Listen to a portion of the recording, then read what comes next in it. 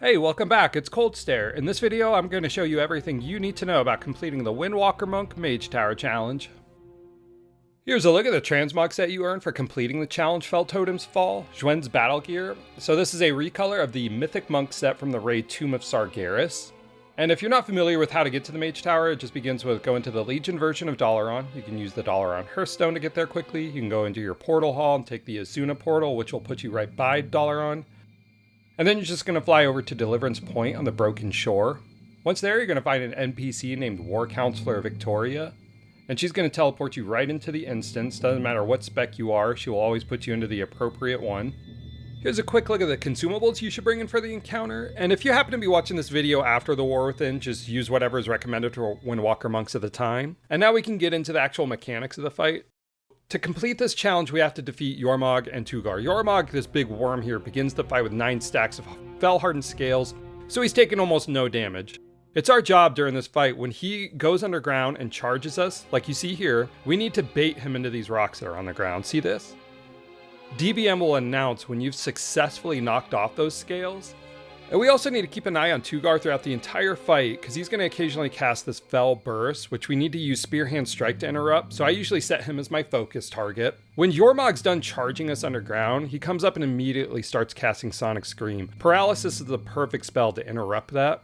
You'll also see that randomly on the play space throughout the whole fight, these Fel Surge totems will pop up. Your Jade Lightning spell is a quick and easy way to bring it right down, but if you don't kill it in time, this is what happens. You will get a 4-second stun, and very often it's when Tugar is casting Fel Burst. So now let's take a look at the actual encounter. So because of all the damage reduction that Yormog's getting from those Fel-hardened scales, you're mostly just ignoring him for the time being and focusing on Tugar. All we're going to do is interrupt that Sonic Scream. You'll notice there that I had the magic debuff Fel Shock.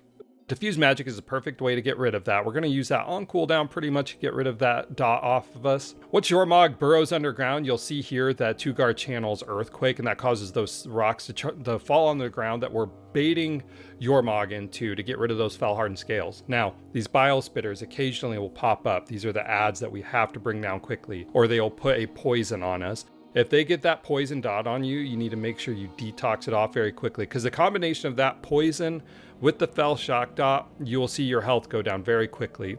I always like saving 1 stack of Storm, Earth, and Fire to help bring down the Bile Spitters really quickly, but if you come in here in a cleave build or you've got strong trinkets, you might not have any problem getting them down quickly. So you see Yormog comes up and will always immediately cast Sonic Scream. And this is the Paralysis, the Sonic Scream, the first one when he comes up. Spearhand Strike, Tugar's Fel Burst. And then the second Sonic Scream, we leg sweep, which is why we always want to have Tugar close to Yormog. Sometimes you get lucky and they're both casting their spells simultaneously, and you kind of get a 2-for-1 with that leg sweep. So until we've knocked off all or most of the Fel-hardened scales off of Yormog, we have to be in the mindset of taking this fight slowly. We're slowly wearing down each of them, because when one dies, the other enrages. So that's why you're not going to use drums and potions at the start of this fight. Let's say you did that, and you came out guns blazing, and you burned down Tugar very quickly. Okay, now you're left with an enraged Yormog who is maybe only taking half damage. So that's why you have to slowly wear each down. When Yormog is underground charging us, we're focusing on Tugar and vice versa, okay? So that's why you just have to make the call of when's the right time to use cooldowns. So you see here, Yormog still has stacks of Fel-hardened scales. We're still just taking it easy. We're wearing down Tugar. Tugar's health is a lot lower than Yormog's. If you're watching this video and you notice, hey, you're not using your Whirling Dragon Punch or Strike of the Windlord, how come you're missing those? Well, it seems counterintuitive, but you really have to pull back sometimes. You'll see times in this encounter where when Yormog is charging us, I'm deliberately holding back on Tugar. Because ideally, it doesn't matter what spec you're on for this challenge, whether it's Discipline, Beast Mastery, Destruction. If you come in here, your goal is to try and bring them down nearly at the same time. Now here you can see what happens if you don't get those Bile Spitters down quickly enough. They get that poison on you. And you see how low my health dropped there? That's from the combination of the Fel Shock and the stacking poison. So you really want to make sure you detox that if it does get on you. And this is basically the whole fight here. It's now just a matter of rinse and repeat, trying as best you can to keep their health as close as possible. If you find this is overwhelming, because it's a lot of stuff to keep track of. I know when I first began doing this years ago, For me, the hardest thing to remember was baiting Yormog into the rocks, because you're paying attention to so many things. If you're like me when I first started and it's just too much to keep track of, that's what I put the yellow marker on the play space for. If you can just try and be near that cooking spot, that cooking pot at all times, then you shouldn't have too much trouble knocking those scales off of Yormog. You can get a total of 3 scales knocked off every time Yormog burrows underground, so the better you are at knocking the scales off, the shorter the fight's going to be. Here's a good example of sometimes even when you're paying attention, you'll notice here I'm deliberately positioning myself to try and bait Yormog into those rocks, and Yormog just went right around them. So sometimes you just have some bad RNG like that, but again, this is just an attrition fight. It's just a matter of wearing them down slowly. It's not a race. This is not a DPS check. This is completely a survival check. So as long as you can follow the mechanics, see every time, paralysis, spear hand strike, leg sweep. If you find you ever get out of that cycle for whatever reason, and Yormog is about to cast Sonic Scream and you don't have leg sweep, you don't have paralysis, another good thing to use is Touch of Karma.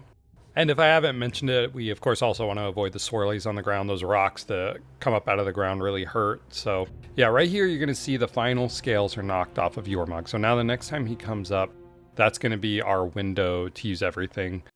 We're going to use drums there. We're going to use our potions if we have an unused trinket. We're going to use as much as we can to really start to burn him down on those moments he's up. You can start attacking him sooner than that. You don't have to wait till he's at 0 stacks left. In fact, it's probably good once he's at 4 or less to start doing some chip damage to start wearing him down. So yeah, once Yormog comes up with no scales on, we're now in a burst window. And this is where we really want to try and start burning him down every time he's up. This is where you're going to use your potion, your drums. This was kind of unfortunate. I was still sated from my last pull, but not a big deal. Anyway, we're going to just keep burning him down. And this is where we're just going to really start bouncing back and forth. Now, this is the very moment in the encounter where while Yormog is charging us underground, you might need to start pulling back on Tugar, right? We can still damage Tugar, of course, but once he's really close, like getting into touch of death window, that's when we want to be careful, because we really want to try and bring them down as close together as we can. So at this point, we're not too concerned with what Yormog's doing anymore. We're just avoiding him when he goes underground and is charging at us. And now all we're focused on is staying alive, following through with our interrupts, bringing down the bile spitters, and balancing their health. As long as you do that, you've got it. If you made it this far into the encounter, you've almost certainly got it in the bag. And you can see here, we've now got Yormog's health much closer to Tugar's. Once your health is close to each other, you can go into more cleave mode with your spinning crane kicks, Fists of Fury, that sort of thing. So now that we're sort of in the home stretch here, we've seen and covered all the mechanics. This is probably a good time for me to discuss the talents. I'm not going to link or show what talents I use, because inevitably, as time goes on, talents change. The priority of what's good and isn't changes, the meta changes, blah, blah, blah, all that. And I inevitably will get comments from people that are saying, these talents are outdated, what, this, that, and the other. And it's like, well, yeah, as time goes on, of course, the talent build's going to change. So what I would just recommend is just go to Icy Veins, go to Wowhead, whatever, get a reliable DPS build, and just import that string and use that. As far as cleave or single target, I've done both on many specs over the years in here, and I think you can completely justify either or. So that's totally your opinion. Just if you're watching this video in the future, just go to your preferred website or whatever, or just build the talents yourself, mess with them, find out what works for you. So as far as gear goes, a lot of times I'll see people that are tempted to go down the rabbit hole of really min-maxing, running old raids, get as many gem sockets as they can. I personally have never done that. I've been doing Mage Towers for years now, ever since they came out. Every expansion they've been out, I've done Mage Tower many times, and I just don't think it's worth it. Basically, any Mage Tower scenario you go in, as long as you're respecting the mechanics, you're almost certainly going to be fine. Doesn't matter if it's the healing, tank, DPS. If that's fun to you and you enjoy farming those old raids to get as many gem sockets as you can, then, go for it. But I've never did that, so.